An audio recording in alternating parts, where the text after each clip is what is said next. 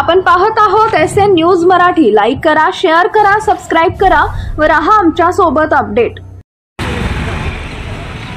प्रचाराच्या अनुषंगाने नमस्ते, मी विश्वेश झपके नगराध्यक्ष पदासाठी अपक्ष म्हणून उभा आहे आणि मी सगळ्यांना विनंती करतो की मी अपक्ष म्हणून असल्यामुळं आज दोन तुल्यबळ राष्ट्रीय पक्ष माझ्या विरुद्ध या निवडणुकीमध्ये आहेत। पण तुम्ही जर बघितलं तर मी प्रत्येक घरोघरी जातोय, अगदी प्रत्येक घरापर्यंत पोहोचणं त्याचा वेळ कमी आहे आणि तुम्हाला माहिती आहे की जे पक्षाचं चिन्ह म्हणजे पक्षांना चिन्ह ही आधीच राष्ट्रीयकृत असल्यामुळे त्यांना मिळालेली आहेत। मला 26 तारखेला मिळणार आहे, त्यानंतर मला 4 ते 5 दिवस फक्त माझ्या चिन्हाचा प्रचार करायसाठी मिळणार आहे। पण मी जो प्रचार आहे तो गेले 10 दिवस झाले सुरू ठेवला आहे आणि प्रत्येक मतदारापर्यंत अगदी महिला भगिनींपर्यंत पोहोचायचा मी प्रयत्न करतोय आणि खूप छान प्रतिसाद मला लोकांमधनं येतोय।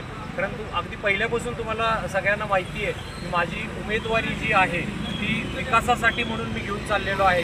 जातीपातीचं राजकारण, पैशाचं राजकारण हे मला काही समजत नाही किंवा मला कळत नाही किंवा माझा त्याच्यावर विश्वास नाही आहे। तर लोकांमधून जो प्रतिसाद येतोय त्या प्रतिसादावरच मी ही माझी लढाई लढत आहे आणि अगदी छोट्या छोट्या प्रभागात जाऊन तिथल्या प्रभागातल्या ज्या काही समस्या आहेत त्या मी त्यांच्याकडनं समजून घेतोय किंवा लोक मला सांगतायत।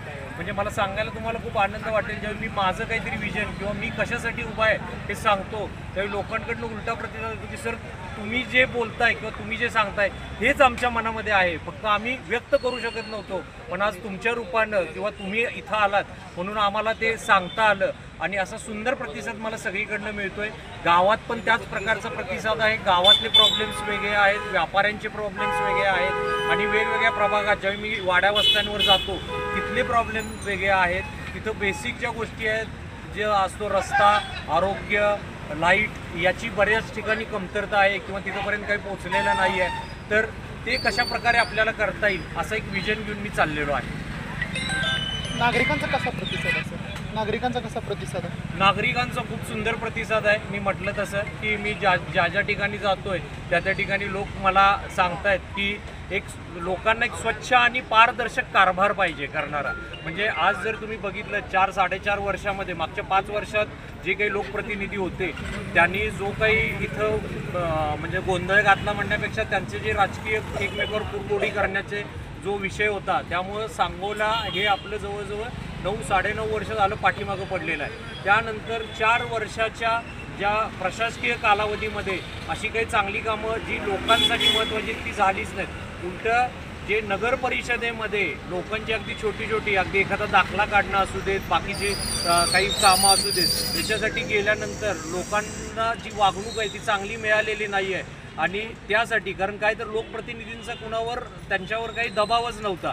तर मी पहिल्यांदा जसं म्हटलं तसं एक चांगली टीम घेऊन नगरपालिका परिषदेतली छोटी कामंसुद्धा आपल्याला करता येतील यासाठी मी नागरिकांसाठी मला ज्यावेळी संधी मिळेल किंवा तुम्ही जी मला आता संधी देणार आहे त्यावेळी पूर्ण वेळ नगर परिषदेसाठी देण्याची माझा मानस आहे आणि लोकांची जी छोटी कामं नगर परिषदेमध्ये अडवणूक केली जाते ती कशी सोडवता येईल हे मी बघणार आहे।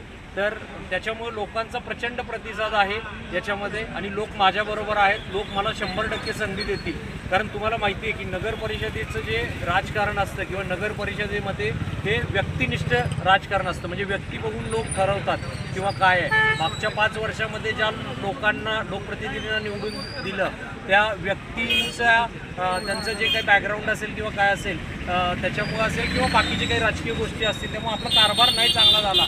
तर आपलं जे आताचं जे येणारी निवडणूक आहे त्याच्यामध्ये मी सगळ्यांना आवाहन करतो की तुम्ही ज्या चांगल्या व्यक्ती आहेत, जे चांगले नगरसेवक म्हणून येतील किंवा आहेत, या सगळ्यात चांगल्या लोकांना निवडून द्या आणि एक चांगली टीम जर तिथं आली तर पुढच्या 5 वर्षामध्ये आपल्या नगरपालिकेला आपल्या सांगोला नगर परिषदेचं जे गतवैभव होतं ते आपण नक्की मिळवून देऊ अशी मला अपेक्षा वाटते आणि ह्याच लोकांच्या भावना मला मी भेटल्यानंतर त्यांच्या ह्याच्यात येतात। सगळ्यात महत्त्वाचं म्हणजे ट्रान्सपरंट म्हणजे ज्याला म्हणतात की पारदर्शक आणि स्वच्छ कारभार लोकांना अपेक्षित आहे। सांगोला शहरामध्ये प्रामुख्यानं रस्त्याची खूप वाईट अवस्था आहे, त्या संदर्भामध्ये काही नागरिकांनी तुम्हाला? हो नक्कीच सांगोल्याच्या रस्त्यासाठी जे काही आहेत की त्या भुयारी गटाराचं जे काम चालू आहे त्याच्यामुळे बरेचसे रस्ते उखडलेले आहेत। पण सगळ्यात महत्त्वाचं आहे की त्याला काहीतरी टाईम लिमिट पाहिजे, म्हणजे एक ठराविक वेळेत ते काम पूर्ण होऊन त्याच्यासाठी असणारा निधी त्यांना मिळून कॉन्ट्रॅक्टरला, त्याच्यानंतर रस्त्याचे जे नूतनीकरण व्हायला पाहिजे ते वेळेत व्हायला पाहिजे. तर मला संधी मिळेल की मी 100% त्याच्या पाठीमागं लागून ते रस्ते लवकरात लवकर आपल्याला कसे पूर्ण करता येतील असं सांगतो. आणि तुम्ही आता रस्त्यांचाच विषय काढला, हे तर आपल्या गावामध्ये जे गटारीचं काम चालू आहे त्याच्यामुळे रस्ते खराब आहेत. पण तुम्ही काही वाड्या वस्त्यांवर गेलात तर तिथं वर्षोनवर्ष लाईट आणि रस्ते हा प्रॉब्लेम आहे. तर प्रभाग वाईज तिथल्या रस्त्यांची किंवा कुठली कामं आपण करू शकतो हे आपल्याला थोडंसं अभ्यासपूर्ण करायला लागेल. कारण तुम्हाला जसं माहिती आहे की सांगोला नगरपालिकेचा जो विस्तार आहे तो खूप मोठा आहे. 7-7 किलोमीटरवर आपल्या वाड्या वस्त्या आहेत. तिथं जर एकाच दिवसात जर तुम्ही म्हटलात, म्हणजे मला संधी दिली आणि पुढच्या म्हणजे माझ्याकडे काही जादूची कांडी नाही की मी लगेच तिथं काही रस्त्याचं करू शकेन, पण टप्प्याटप्प्यानं का होईना किंवा ज्या शासनाच्या किंवा ज्या केंद्र शासनाच्या काही योजना आहेत, जसं ग्रामविकास सडक योजना, याचं आणि नगर परिषदेचे जे काही फंड आहेत याचं एकत्रित करून टप्प्याटप्प्यानं का होईना पण तिथं ज्या आत्तापर्यंत कधीच रस्ते पोचलेले नाहीत अशा ठिकाणी रस्ते करण्याचा माझा मानस आहे. प्रत्येक वर्षी शहरामध्ये उन्हाळ्यामध्ये पाण्याची तीव्र टंचाई, लोकांना विकत पाणी नागरिकांना घ्यावं लागते. तर तुम्ही अध्यक्ष झाला तर प्रामुख्यानं त्याचा विचार करणार आहात? हो, 100%. पाण्याचं नियोजन हे खूप महत्त्वाची गोष्ट आहे. मी जसं म्हटलं की लाईट, पाणी, रस्ते या लोकांच्या मूलभूत गरजा आहेत, या नगरपालिकेनं द्यायलाच पाहिजे. पण मी जसं म्हटलं की आपलं पंपिंग स्टेशन तुम्हाला माहिती आहे की पंढरपूरमध्ये आहे आणि मग तिथून होणारा त्यावेळेचा पाणी पुरवठा असेल किंवा इथं डिस्ट्रीब्युशनचं नेटवर्क असेल, त्याच्यासाठी आपल्याला खूप काटेकोरपणानं त्याचं नियोजन करायला लागणार आहे. आणि आपले कर्मचारी जे पाणी पुरवठा आहेत त्यांचं मी विशेष कौतुक करतो की जर तुम्ही बाकीच्या गावांमध्ये बघितलं तर पाणी पुरवठा 3 दिवसांनी 4 दिवसांनी वगैरे आहे, पण किमान आपल्याकडं 1 दिवसाआड का होईना पाणी पुरवठा होतो. आणि त्याच्यामध्ये अजून बारकाईनं आपण काम केलं तर आपण शक्य झालं तर शहराला दररोज पाणी पुरवठा कसा होईल, कारण आपण मीटर बसवलेले आहेत. आता त्याच्या पुढे जाऊन थोड्याशा तुम्ही विचारलं काय तुमच्या डोक्यात आहे त्याच्यासाठी सांगतो की स्काडा म्हणून एक सिस्टीम असते जी पाण्याचं नियोजनासाठी वापरली जाते. त्याच्यामध्ये सेन्सॉर बेस वापरून पाण्याचं प्रत्येक प्रभागासाठी तुमचं कसं नियोजन आहे, किती पाणी वापरलं जातं, मीटरनुसार कसं पाण्याची भाडीपट्टी आकारायला पाहिजे याच्यावर आपल्याला नियंत्रित करता येतं. तर त्याच्यावर थोडासा टेक्निकल म्हणजे अभ्यास करून आपल्याला ती सुद्धा सिस्टीम आपल्या गावामध्ये आणता येईल का हे आपल्याला पाण्याच्या नियोजनासंदर्भात करता येईल. आपल्याला सांगोला शहरासाठी सांगोला स्वतःचं म्हणून पाण्याचं उपलब्धता होत नाही, पंढरपूरच्या ह्याच्यावर अवलंबून राहावं लागतं. त्यासाठी अशी काही योजना राबवता येईल का जेणेकरून ते आपणच निर्मिती पाण्याची करून नाही. तर तुम्हाला माहीत असेल ही ज्यावेळी योजना आली आपल्याकडं 20 वर्षापूर्वी, त्याच्या आधी आपण स्वयंच करत होतो. म्हणजे आपलं वाडेगावचं वाडेगावचं असेल, ह्याच्यामध्ये असेल, या विहिरी असतील, तर त्याचं थोडंसं नियोजन जर केलं तर आपण तसंही करू शकतो. पण काय आहे की आज गावाची लोकसंख्या बघता तेवढा मोठा स्तोत्र आपल्याजवळ नाही आहे की जेणेकरून आपण पंढरपूरच्या पाण्यावर म्हणजे नदीच्या पाण्यावर आपण अवलंबूनच आपलं पूर्ण संपवायला लागेल. पण ज्या त्या प्रभागानुसार तिथं ज्या काही टाक्या आहेत त्याच्याप्रमाणे आपल्याला या गोष्टी नक्की करता येईल की समजा अगदी आपल्याला पंढरपूरमधनं येणारं पाणी कमी जरी पडलं तर आपल्या जवळचे जे काही सोर्सेस आहेत पाण्याचे त्याच्यावरनं आपल्याला आपल्या गावाची पाण्याची जी गरज आहे ती आपल्याला भागवता येऊ शकते. नागरिकांना काय आव्हान कराल?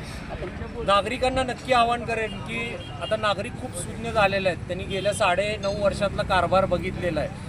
लोक बाहेरच्या गावात फिरतात त्यावेळी बघितलं की तिथल्या नगरपालिकांच्या माध्यमातून स्थानिक स्वराज्य संस्थांच्या माध्यमातून काय विकास झालेला आहे आणि आपल्या गावामध्ये काय विकास झालेला आहे. तर मी नागरिकांना हे आवाहन करीन की तुम्ही या आपल्या सांगोल्याला एक गतवैभव मिळवायसाठी एक चांगली टीम निवडून द्या आणि स्वच्छ आणि पारदर्शक कारभार जे देतील, जे तुमच्यासाठी कायम तिथं नगरपालिकेमध्ये हजर असतील. कारण मी आता वाड्या वस्तीवर किंवा बाहेर येतो त्यावेळी लोकांच्या तक्रारी येत आहेत की फक्त मतं मागायला येतात लोक आणि परत 5 वर्ष परत फिरकत पण नाहीत आमच्याकडे, नगरसेवक येत नाहीत किंवा नगराध्यक्षसुद्धा आमच्याकडे फिरलेले नाही आहेत किंवा असं. तर मी तुम्हाला 100% सांगतो ज्यावेळी मला संधी मिळेल त्यावेळी जी काही टीम माझ्याबरोबर येईल त्याच्यामध्ये काहीतरी आम्ही शेड्यूल करून ठेवू की दर महिन्यातनं किंवा दर आठवड्यातनं दर महिन्यातनं एकदा तिथं जाऊन नागरिकांशी चर्चा करून त्या प्रभागातले जे काही प्रॉब्लेम आहेत ते नगर परिषदेच्या माध्यमातून आपल्याला कसे सोडवता येईल असं प्रॉपर प्लॅनिंग करून आपल्याला त्याच्यावर काम करता येईल. म्हणून मी नागरिकांना आवाहन करतो की तुमचं जे लोकांच्या मनात जी गोष्टी आहेत त्या कुठल्याही आर्थिक किंवा धर्माच्या ह्याच्यावर तुम्ही जाऊ नका किंवा त्याला बळी पडू नका आणि एक विकासाचं राजकारण घेऊन मी याच्यामध्ये येतोय. माझ्याबरोबर माझ्या पॅनलमध्ये बरेचसे लोक आहेत जे चांगली टीम आहे किंवा मी म्हणतोय जे प्रत्येक प्रभागामधून काही चांगले नगरसेवक आहेत ते आमच्या पाठीशी उभे राहणार आहेत, तर सगळ्यांना तुम्ही निवडून द्या. आम्ही 100% गावाच्या विकासाच्या दृष्टीनं, कारण माझं राजकारणच हे विकासाचं राजकारण आहे, म्हणूनच मी माझ्यावर राजकीय दबाव असताना सुद्धा मी अपक्ष म्हणून ही निवडणूक लढवत आहे. तर लोकांनी अगदी मनातून विचार करून हे मी उभा आहे म्हणजे तुम्हीच उभा आहे अशा पद्धतीनं तुम्ही मला मतदान करावं, मला पाठिंबा द्यावा अशी मी सगळ्यांना विनंती करतो.